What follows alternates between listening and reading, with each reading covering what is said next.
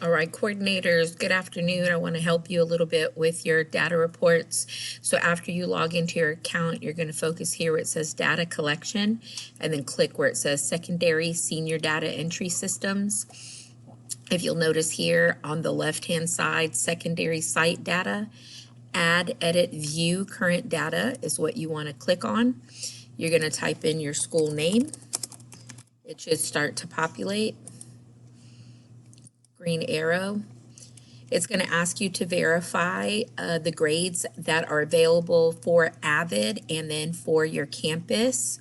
Click that it's accurate to the best of your knowledge, submit, and then this is where you will start entering the data that you're receiving from the reports. Now it will give you information along the way, and there are also the little icons that you can hover over that will give you information. Do know that you cannot, it will not let you move on unless you have something entered. So it will even tell you you can fill with zeros, like I'm going to do right now just to show you, and continue, but it's going to ask you, are you sure that all students in school are enrolled in the AVID program? So I can confirm just to move forward, but notice it says you can't move forward.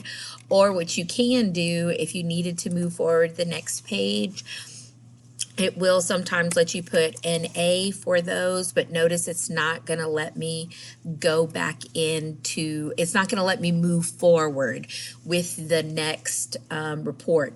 Now, if you want to see the report, you can come back to add, edit, or I'm sorry, data collection here. And then you can actually look at the data form, secondary site data, data forms, and then this is the full form. I know what I've done in the past is I've actually printed it out so I could enter in information that I have received from my campus, and then I go back into the actual data collection site to send it. So you do not submit it to me in paper.